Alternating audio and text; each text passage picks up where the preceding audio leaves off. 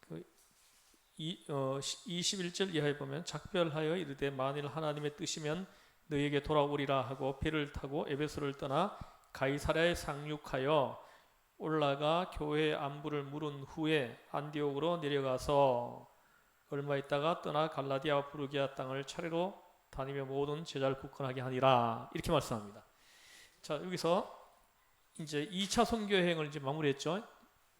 1차 선교 여행을 다시 한번 좀 기억해 보겠습니다. 코스를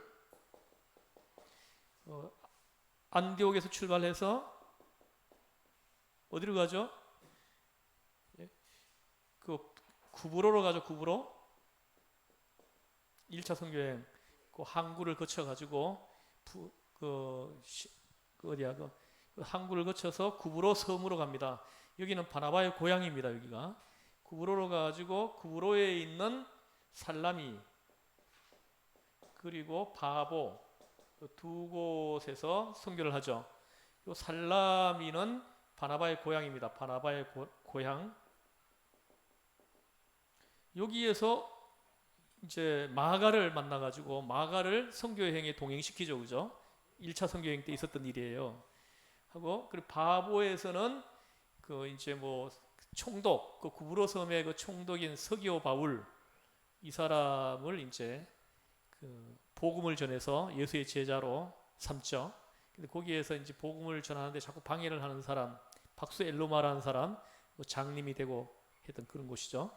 그 다음에 여기에서 어디로 갑니까? 밤빌리아 버가로 가죠. 밤빌리아 버가. 그가 항구 도시예요. 여기에서 합류했던 마가가 여기에서 돌아가죠. 예루살렘으로 돌아갔다 이렇게 합니다.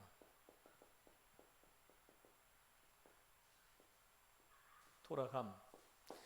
그래서 나중에 이제 2차 선교여행 떠날 때 요 사건 때문에 그 바울하고 바나바가 심하게 다투기까지 합니다. 그래서 이 돌아간 거가 그 이렇게 뭐 모두가 이렇게 의논해 가지고 합의하에 돌아간 것이 아니었다라는 거죠. 어떤 이 마가가 어떤 개인적인 어떤 그런 이 어떤 선교 여행에 대해서 어떤 불평을 하고 돌아간 것이 아닌가 싶습니다. 그다음에 여기에서는 어디로 갑니까? 빨리 좀 얘기 좀 해봐요. 비시디아 안디옥으로 가죠. 이 비시디아 안디옥에서 이방인 선교를 선포하는 거예요. 이제 이방인에게로 가노라 하고 선포했던 곳입니다. 여기가. 그 다음에 비시디아 안디옥에서 어디로 가요? 이고니온으로 가죠. 이고니온에서 루스드라에서 더베. 이게 1차 선교 여행 코스입니다. 그 돌아올 때는 요 다시 거꾸로 돌아오죠. 거꾸로 이렇게 돌아와서 이제 안디옥으로 다시 돌아갑니다. 그 다음에 2차 선교 여행. 2차 선교 여행 코스는 그 마찬가지로 안디옥에서 출발해서 어디로 가죠? 안디옥에서 이쪽에 뭐 갈라디아 지방을 거쳐 가지고 쭉 거쳐 지나가죠. 거쳐 갈 때 루스드라에서 디모데가 합류하죠. 그죠? 합류해 가지고 갑니다. 그래서 이제 2차 선교 여행을 갈 때는 이때는 바울과 실라입니다. 바로 이제 그 1차 선교 여행 때는 바울과 누구예요? 바나바. 이렇게. 근데 2차 선교 여행 때는 멤버가 바뀌었어요. 그 이유는 제가 설명했죠. 그래서 2차 선교 여행 때는 그 바울과 실라 그리고 바나바는 마가를 데리고 이렇게 선교 팀이 두 팀이 만들어졌죠.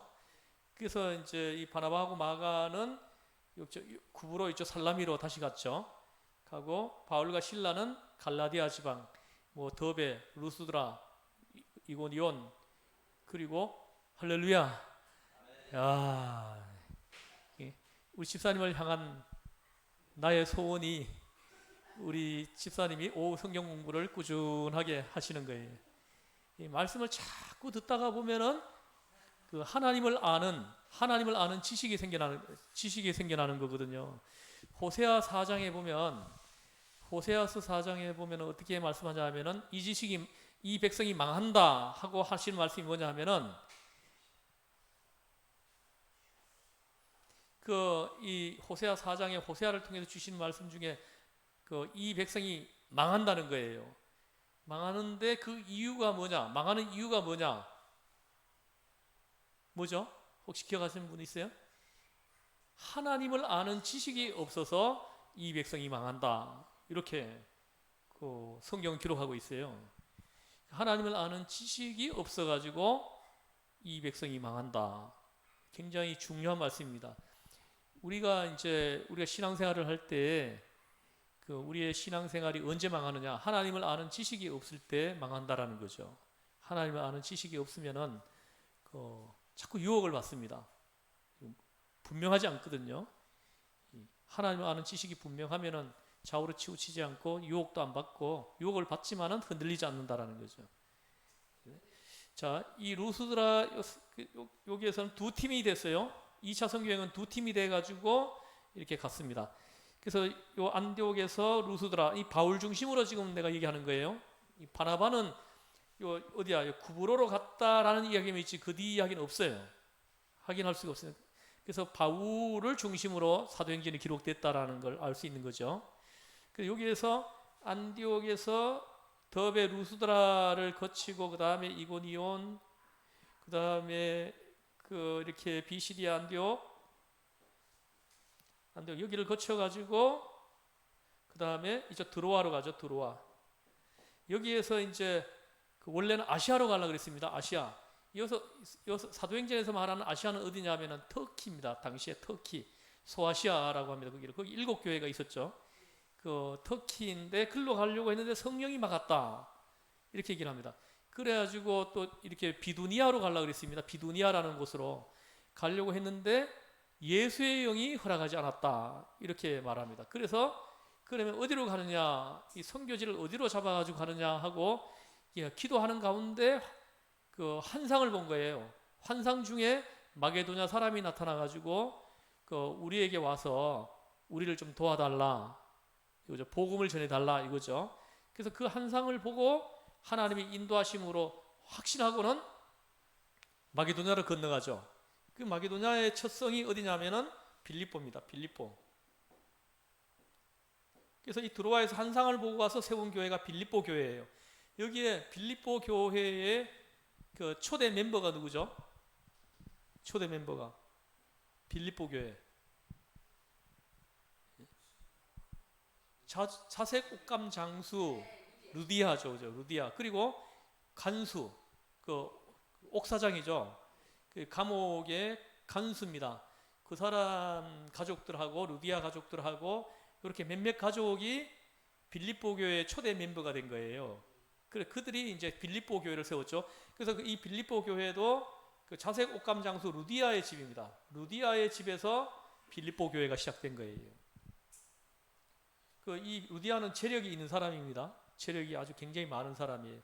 자색 옷감 장사를 했다는 것은 재력이 없이는 할 수 없어요. 이 옷 한 벌이 굉장히 비쌌습니다.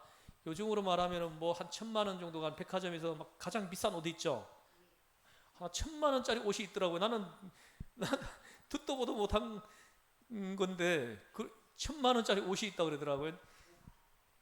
못 피요? 그리고 뭐 양복도 뭐 1,000만 원이 넘는 양복이 있다고 그러더라고요. 그런 옷을 한번 입어봤으면 좋겠는데. 그래서 어쨌든 저는 양복을 내가 50만 원 넘는 양복을 한 번도 입어본 적이 없어요. 50만 원 하는 것도 그때 임시식 할 때 굳이 이렇게 좀 이렇게 임직 하시는 분들이 좀 이렇게 입으셔야 된다 그래가지고 그때 사 입은 옷이 50만 원인가 저 신부 다 같이 임직 하시는 분들 다 가서 옷을 한 벌씩 사 입었죠. 그때 같이 사 입은 건데. 예? 근데 이제 그 외에는 내가 30만 원 넘는 걸 내가 안 사 입어본 것 같은데요. 근데 어쨌든 1,000만 원이 넘는 옷이 있다는 이 루디아가 취급했던 이 원단 있죠. 이 자색 옷감이라는 이 원단은 당대 최고의 원단입니다. 이걸로 만든 옷이 그 최고가로 팔리는 옷입니다. 이게 왜 이렇게 비싸냐 하면은 자색 옷감이에요. 이 물감을, 이 옷에 물을 들이잖아요. 그 물을 들이는데 이 물이 천년 물감입니다. 천년 물감. 근데 보통 내가 어릴 때만 해도 그 이렇게 뭐 입었던 옷 이렇게 빨면은 막 새카만 물이 막 그 이렇게 그 염색한 물이 막 빠져가지고 하얀 옷하고 같이 빨면 못 입었죠. 그런 경험 안 해봤어요? 저는 기억이 나요. 아직도 그게. 그 새 옷 사가지고 빨면은 그냥 시커먼 물이 나오잖아요. 그죠? 이게 물감이 안 좋아서 그런 거예요. 그 물감, 이 염색 물감이 안 좋아서 그런 거거든요. 근데 이 루디아가 취급했던 이 옷감은 천년 물감입니다. 천년. 이 물감을 어디에서 채취했냐면은 무렉스라 했어요. 무렉스라는 조개가 있는데 그 조개에서 이 물감을 채취하는 거예요. 아주 조개 하나에 아주 소량의 물감이 거기 들어 있습니다. 이걸 채취하는 거예요. 채취해 가는데 옷 한 벌을 이 물을 들이려면 염색을 하려 그러면은 조개 수만 개를 잡아야 되는 거예요. 조개 수만 개를. 그러니까 수만 개를 잡아가지고 거기에 있는 물감을 채취해야만이 옷 한 벌을 염색할 수 있는 거죠. 그러니까 이 옷이 비쌀 수밖에 없는 거예요. 이 요셉이 입었던 옷 있죠. 그 채색 옷이라는 거 있잖아요, 그죠? 그게 바로 그 옷입니다. 이게 뮤렉스라는 그 조개에서 채취한 물감을 가지고 염색을 한 옷이에요. 그래서 굉장히 비싼 옷이죠. 그 당시에는 족장들만 입을 수 있는 옷이었습니다. 그때 그게. 근데 형들은 안 해준 거예요. 그걸 그때 야곱이.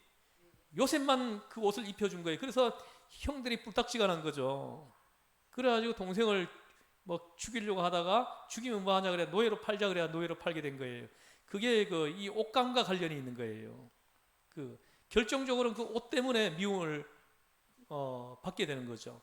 그래서 이 루디아가 취급한 것이 바로 그렇게 염색한 옷감이기 때문에 당시의 권력자들, 귀족들 이런 사람들만이 사 입을 수 있는. 이 루디아가 이 빌립보에서 이 장사를 했는데 빌립보에서 이 장사가 됩니다. 이 배경을 살펴보면 당시 이 빌립보에는 부자들이 많이 살았어요. 어떤 사람들이 많았냐 하면 로마의 그 퇴역 군인들 있죠. 그 장교로 복무하다가 퇴역한 사람들, 이런 사람들이 이 빌립보 쪽으로 와가지고 많이 정착을 했어요. 이 빌립보가 굉장히 기후 환경이 좋습니다. 그래서 퇴역한 사람들, 아주 재정적으로 아주 좀 여유로운 이런 사람들이 빌립보로 많이 들어와가지고 살았다는 거죠. 그래서 이 옷감이 팔리는 거예요. 팔리는 겁니다. 그래서 이 루디아가 그 장사를 했죠. 그래서 이 사람은 부자입니다. 부자래 가지고 집이 크죠. 보통 그때나 지금이나 부자들은 큰 집에 삽니다. 작은 집에 안 살아요. 부자이면서 작은 집에 산다. 그럼 그분은 정말로 존경할 만한 사람이죠. 정말로 존경하고 훌륭한 사람이에요. 어느 분이죠? 저번에 보니까 정치인 중에 한 사람이 30년을 넘게 정치를 했는데 자기 집이 17평짜리 아파트에 산다 그러더라고. 17평 아파트. 그래서 난 그분은 다른 거 하나도 안 보더라도 존경하는 마음이 생기더라고요. 예? 쉽지 않습니다. 재물을 안 늘렸다는 거죠. 그래서 이 집이 큽니다. 그러니까 크니까 그 집을 교회로 내놓은 거예요. 자기 집을. 그래서 빌립보 교회는 이 사람 집에서 시작된 거예요. 지금 중국 교회도 이 가정 교회도 이런 원리가 적용됩니다. 중국의 어느 지역에 한 사람이 들어가면 예를 들어서 이렇게 어디야 중국의 예루살렘이라고 하는 곳이 있는데 그게 어디야? 거기는 도시가 예수 믿는 사람 비율이 30% 정도 됩니다. 그래서 어마어마한 거죠. 중국은 교회를 찾아보기 어려운데 거기 가면 교회가 굉장히 많습니다. 근데 이제 지금 최근에 와가지고 중국 시진핑 정부가 이제 교회를 다 헐어버립니다. 그래가지고 지금 심각한 상태에 있는데 온주입니다. 온주라는 곳인데 거기가 중국의 예루살렘이라고 하는 곳이에요. 예수 믿는 사람들이 굉장히 많습니다. 그래서 거기서 온주 교회는 어떻게 하냐면요, 가정교회 하나가 교인이 많아지면 한 사람을 파송합니다. 한 사람을 파송하는데 다른 성으로 보내는 거예요. 다른 성으로. 예를 들어서 이렇게 이 뭐 어느 성이야, 허난성에 있다 그러면은 또 다른 무슨 성이 있어요? 뭐 길림성 이쪽으로 보내는 거죠. 그 중국 교회는 다른 성으로 보내는 것을, 선교사를 보내는 것으로 그렇게 생각을 해요. 그래 보낼 때 어떤 사람을 보내냐면요, 잘 훈련받은 사람을 보내는 거죠. 뭐 언제든지 제자 삼을 수 있는 훈련을, 말씀 훈련을 받은 사람을 파송을 하는데, 파송을 할 때 그 어떤 사람을 또 보내냐면, 조건이 뭐냐면 잘 훈련받은 사람, 이게 첫 번째 조건이고, 두 번째 조건은 뭐냐면 재력이 좀 있는 사람입니다. 재력이 있는 사람을 파송하는 거예요. 그건 왜 그러냐 하면은, 이 사람 파송받은 사람이 다른 성으로 가면은 거기에서 일단 사업을 시작해요. 그 사람이 사업을 시작합니다. 그런 재력이 있어야 됩니다. 사업을 시작하면은 그 직원들을 두잖아요, 그죠? 뭐 직원들을 막 10명, 20명 이렇게 둡니다. 그러면 그 직원들을 최우선적으로 선교하는 거예요. 그래가지고 그 일 시작할 때 예배 드리고 시작하고, 일 마칠 때 예배 드리고 마치는 거예요. 성경 공부하고. 그 제자 훈련 시키는 거예요. 마칠 때는 아침에 일 시작할 때는 예배 드리고, 일 마칠 때는 1시간 정도 성경 공부를 하는 거예요. 그러다가 보면은 그 사람들이 제자가 돼버리는 거예요. 한 1년 정도 지나가다 보면은. 그리고 봉급을 다른 데보다 더 많이 주는 거죠. 더 많이 주니까 이 사람들이 다른 데로 안 옮기는 거예요. 예배를 다 똑같이 드리고 성경 공부도 하고 다 하는 거죠. 보통 사람들이 거부하고 이렇게 뭐 떠날 수도 있는데 안 떠납니다. 왜냐하면 봉급을 많이 주니까. 다른 데 비해 가지고 뭐 20만 원, 30만 원 더 주니까 안 떠나는 거예요. 이분들은 자기가 버는 걸 가지고 그 교회 세우는데 모든 걸 다 쏟아붓는 거예요. 버는 걸 가지고. 그래서 그분들은 수입의 목적을 교회 세우는 데 두는 거예요. 그러니까 그 봉급을 많이 줄 수 있는 거예요. 자기 부를 늘리려고 하는 것이 아니라 그렇게 하는 거죠. 그러니까 그 직원들이 초대 멤버가 되는 거예요, 거기에. 그래서 교회가 생기는 거죠. 그 사람 집에서 교회가 시작됩니다. 그 파송받은 그 사람 집에서 이제 교회가 시작되는 거죠. 그 교회에서 한 70명 정도 만들어지면 그 교회가 또 한 사람을 파송을 해요. 파송을 합니다. 이렇게 해가지고 교회가 퍼져 있는데, 중국은 다니면 뭐 교회 건물을 보기가 힘들지만은 웬만한 데는 교회가 다 있습니다. 지금 그 교인들이 지금 한 1억 명이 넘는다는 그런 통계가 나와 있어요, 중국에. 그래서 이 아파트 단지가 있으면 동마다 교회가 하나씩 다 있다는 거죠. 그 아파트 안에 살고 있는 사람 중에 기독교인들이 많이 있습니다. 그 중에 한 사람이 집이 넉넉한 사람이 자기 집을 교회로 내놓는 거예요. 그럼 거기서 교회가 시작됩니다. 그래가지고 이 가정교회가 전부 다 이렇게 예배를 드렸는데, 작년까지만 해도 막 가정교회가 바깥으로 많이 나왔어요. 바깥에 상가를 얻어가지고 예배당을, 우리 한국처럼 예배당을 이렇게 독자적으로 이렇게 만들어가지고 예배드리고 이런 분위기였습니다. 작년까지. 재작년까지. 근데 작년 들어서면서부터 이렇게 그 교회 박해가 시작됐어요. 그래가지고 그 바깥으로 나왔던 교회들이 다시 숨어 들어간 거예요. 지금 숨어 들어갔습니다. 지금 이 뭐 천년병 이것 때문에 그 제가 뭐 원래는 한 번도 못 갔지만은 지금 뭐 이렇게 연락이 계속 와요. 오는데 지금 뭐 중국 교회를 위해서 계속 기도해 달라고 그렇게 연락이 옵니다. 하는데 그렇습니다. 그래서 이 빌립보 교회가 요 사람에 의해서 세워졌다는 거 꼭 기억하셔야 됩니다. 그리고 간수장 그 가족들이 합류해가지고 든든해지는 거예요. 교회가. 그러면서 사람들이 막 불어나는 거죠. 근데 여기에는 유대인들이 많지 않았습니다. 그래서 유대인들이 많지 않았는데, 이 루디아는 유대인입니다. 근데 간수장은 유대인이 아니죠. 그 헬라인이죠. 헬라인. 그 이방인입니다. 그래서 여기 빌립보에는 유대인이 많지 않았어요. 그래서 해당이 없었어요. 유대인 해당이 없었던 것이죠. 그래서 이제 이 예배를 어디서 드렸냐면 강가에서 드렸어요. 맨 처음에 강가에서 약속 장소를 정해놓고 거기 모여서 예배를 드린 거예요. 그러다 나중에 루디아가 자기 집을 내놓으면서 거기서 이제 교회가 다시 시작된 거죠. 그래서 여기 빌립보 교회는 이방인들로 만들어진 교회라고 보면 됩니다. 유대인들은 몇 명 안 돼요. 자, 그리고 그 다음에 여기서 이 빌립보에서 어디로 갑니까? 데살로니가죠. 지금 우리가 데살로니가 전서 지금 설교를 하고 있는데, 이 데살로니가로 여기서 데살로니가 교회를 세우는 거죠. 사도 바울이 여기서는 막 기부인들이 많이 이렇게 회심을 합니다. 회심을 하고 개종을 하고 해가지고 예수의 제자가 되는 이런 것입니다.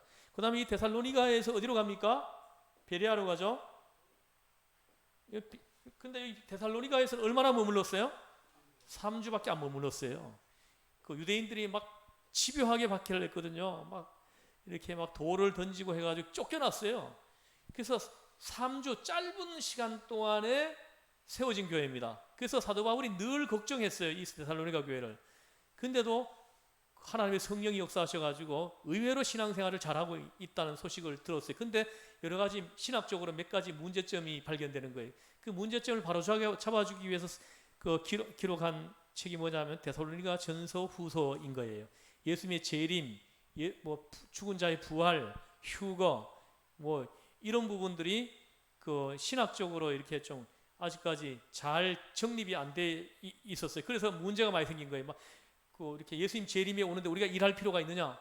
이래가지고는 어느 한 곳에 모여가지고는 일할 생각을 안 하는 거예요. 그래서 사도 바울이 그런 부분들을 바로 잡아주기, 신학적으로 이걸 바로 잡아주기 위해서 기록한 책이 데살로니가 전서고 후서라는 거죠. 우리는 어디 모여가지고 예수님 재림 맞이할 필요 없어요. 우리는 내가 지금 현재 어디에 서 있든지 무엇을 하고 있든지 그 자리에서 예수님 재림을 맞이하면 되는 거예요. 이 신앙을 가지고 있는 사람들이 건강한 신앙인들이에요. 예. 자꾸 신천지는 자기들 속으로 자꾸 들어오라고 하죠. 그런데 모여가지고 예수님의 재림을 맞이하려고. 이단들의 특징이 그거예요. 자기들한테 들어와야 된다는 거예요. 그래서 이단들의 특징이 그렇습니다. 그리고 이상한 옷을 막 입히고 막 그렇게 해가지고는 하늘 쳐다보고 막 열광적으로 막 하게 하잖아요. 그게 이제 사람들을 홀리는 거예요. 예. 그래서 우리는 이렇게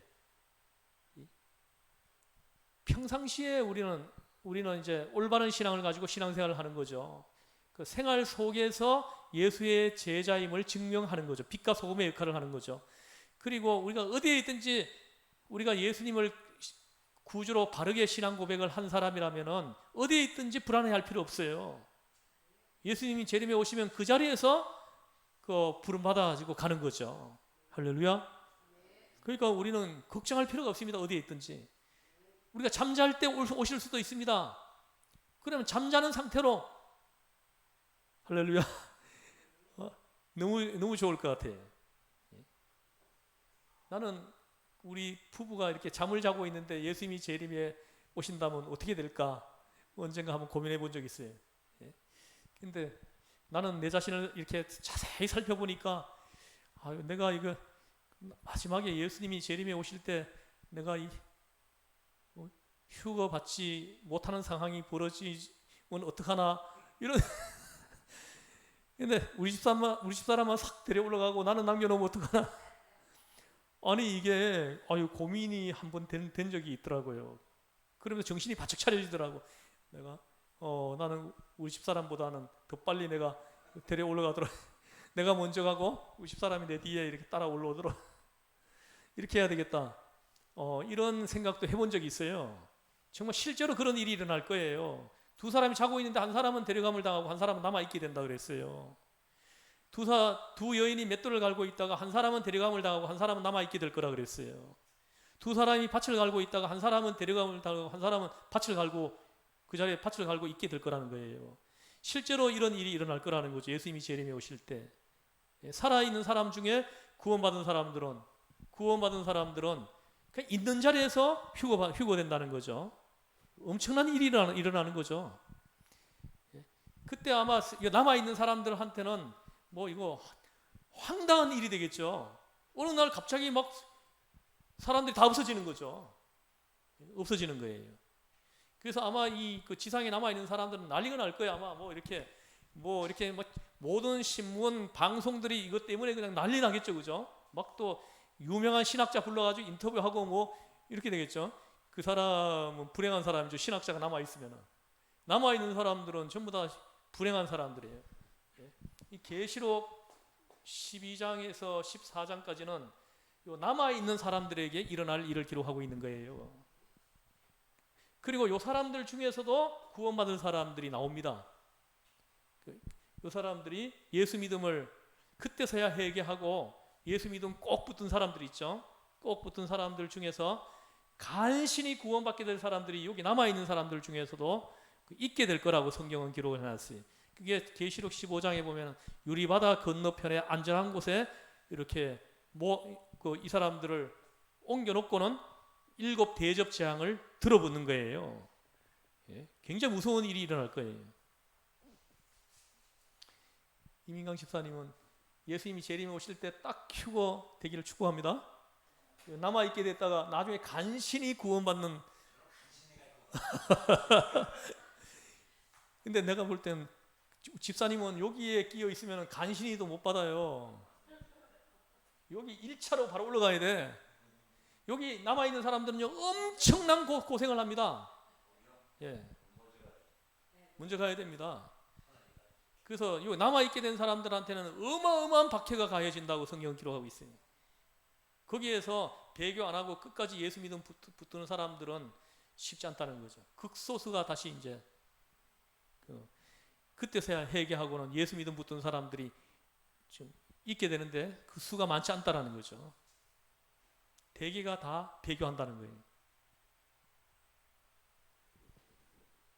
다 예수님 재림에 오실 때 다 1차로 다 휴거 받기를 주 예수님을 축복합니다. 아멘, 할렐루야. 저는 그 무리들 속에 저도 한 사람이 되도록 하나님 앞에 늘 기도해요. 예? 예? 예, 우리 다 같이 우리가 그때 다 같이 체험했으면 좋겠어요. 그래가지고 그때 휴거 받아 주님 앞에 가면은 그때는 천사와 같이 된다 그랬어요. 아주 신비로운 모습으로 우리 몸이 변화되는 거예요. 변화되어서 예수님과 더불어 함께 거기서 영생하는 거죠. 천사가 되는 게 아니에요. 천사와 같이 된다. 이렇게 예수님은 얘기해요. 천사와 같이 된다는. 그리고 또 히브리서 1장에 보면은 그 천사들은 왜 있느냐 하면 구원받은 성도들을 섬기기 위해서 천사들이 있다고 히브리서 1장은 기록해 놨어요. 지금 현재 천사들은 구원받은 성도들을 섬기기 위해서 있는 존재들이에요. 그러니까 비교가 안 되는 거죠. 천사들하고 구원받은 우리하고는 비교가 될 수가 없는 거죠. 여러분 이 땅에서 막 너무 많이 이렇게 막 누리려고 하지 말고요. 우리 저기에서 누리는 게 더 낫나요? 영원히 누리는 게 낫죠. 여기서는 좀 고생이 되더라도 우리가 좀 예수 믿음 잘 지키는 것이 가장 중요하다 하는 거죠. 자, 그래서 이제 베레아로 갔습니다. 이 베레아 사람들은 좀 데살로니가 사람들보다는 좀 신사적이고 또 이렇게 마음이 너그럽고 좀 굉장히 이렇게 좀 말씀을 깊이 상고하고 그런 사람들이었다 그랬습니다. 예. 그다음 베레아에서 아덴으로 가고 아덴에서 고린도로 가고 고린도에서 겐거레아로 가고 겐거레아에서 그 에베소에 들렸다가 그 다음에 어디로 가자 하면은 배를 타고 가서 가이사랴라고 합니다. 가이사랴. 이게 우리 뭐 읽은 거예요. 가이사랴에서 어디로 가자? 예루살렘으로 가는 겁니다. 요게 2차 선교 여행 코스 마지막입니다. 코스. 그리고는 여기서 예루살렘에서 안디옥으로 다시 돌아가는 거예요. 안디옥으로 다시 돌아가서 다시 3차 선교 여행이 시작됩니다. 이게 오늘 읽은 본문이에요. 이제 여기 보면은 어디냐 하면은 그 18장 여기 22절 보면 가이사에 상륙하여 올라가고 교회 안부를 물은 후에 안디옥으로 내려가서 자 예루살렘에 들렸다가 안디옥으로 다시 내려갔다는 거죠. 안디옥으로 다시 내려가서 얼마 있다가 이렇게 얘기합니다. 그래서 여기 안디옥으로 다시 돌아 2차 성경을 마치고 안디옥에 와서 여기서 얼마 동안 있었다라는 거죠. 이 얼마 동안이라는 요 기간이 얼마인지는 정확히 기록이 없어서 확인할 길은 없지만은 한 6개월 정도 한 1년 가까이 아마 머물렀을 것이다. 그래서 안디옥 교회 성도들을 제자 훈련시키고 쉬기도 하고 이러면서 좀 얼마 동안 머물렀다는 거죠. 머물렀다가 다시 출발하는 거예요. 다시 출발한 게 이게 3차 여행, 3차 선교 여행이 됩니다. 3차 선교 여행은 곧장 에베소로 갑니다. 에베소.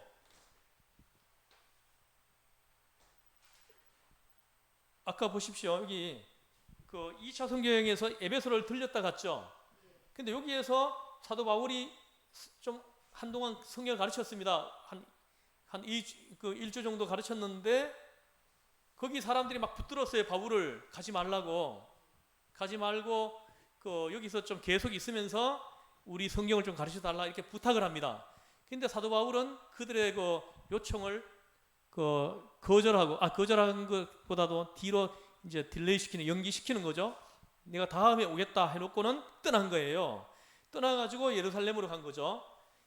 왜 사도 바울이 여기 계속 에베소에 머물면서 할 수도 있었지만은 사도 바울이 이렇게 예루살렘으로 간장하면은 선교 보고를 하기 위해서 간 거죠. 선교 보고.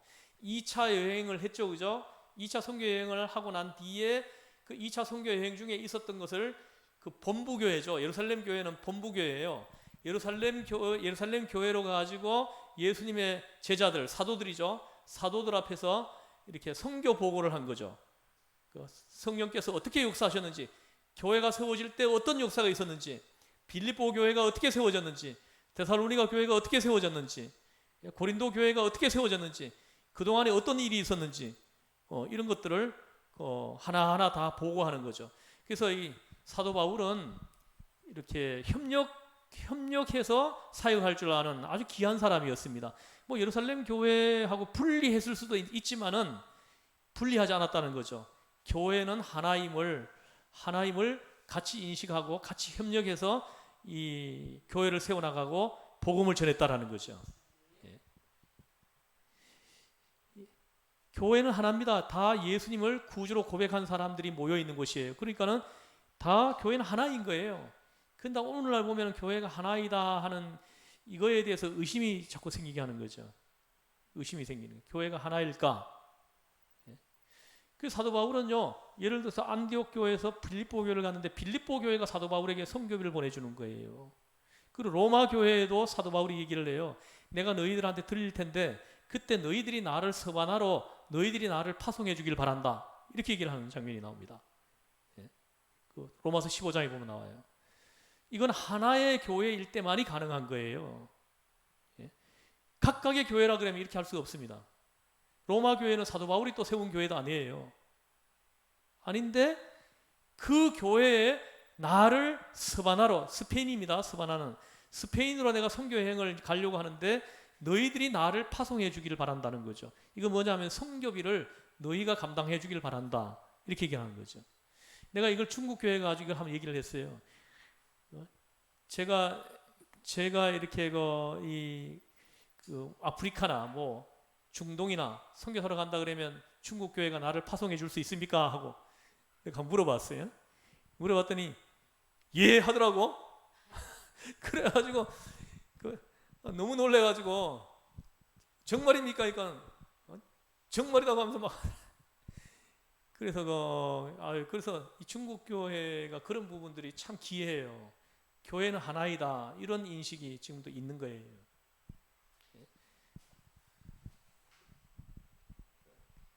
저보고도 은퇴한 후에 중국에 와가지고 최소 1년 이상은 좀 머물러 달라고 그렇게 부탁. 그래서 중국 교회 목사님 같은 사람 5명만 좀 만들어 달라는 거죠. 만들어 놓고 다른 데를 가시더라도 가달라고 그렇게 얘기를 좀 하고 있으세요. 그래서 내가 동의했어요. 그래서 제가 은퇴하면 중국에 가가지고 최소한 1년 정도 머물면서 제자를 삼으려고 그래요. 그래서 내 역할을 할 수 있는 사람을 최소한 5명 정도 확보해 놓고 지금 내가 가면은 하겠다는 사람이 지금 상당히 있어요. 좀 훈련 받겠다고 하는 사람들이. 그러면 숙식은 다 해결해 준다 그러더라고요. 숙식. 근데 이 중국 교회 사람들이 굉장히 마음이 착하고요. 대접을 잘합니다. 섬기는 걸 잘해요. 제가 성경 가르쳐 드리러 가면 얼마나 잘 섬기는지 몰라요. 그래 가면 꼭 한 번은 그 지역에서 최고급 식당을 데려가가지고 식사를 한 번씩 꼭 대접을 해주고. 예? 그 좀 이렇게 보면은 내가 있는 동안에 뭐 불편하지 않도록 얼마나 이렇게 세심하게 그렇게 섬겨주는지 몰라요. 나중에 이제 좀 평화로워지고 좀 이렇게 하면은 내가 이민호 집사를 꼭 한번 데려가. 할렐루야. 예. 근데 아멘 하시지 않으세요?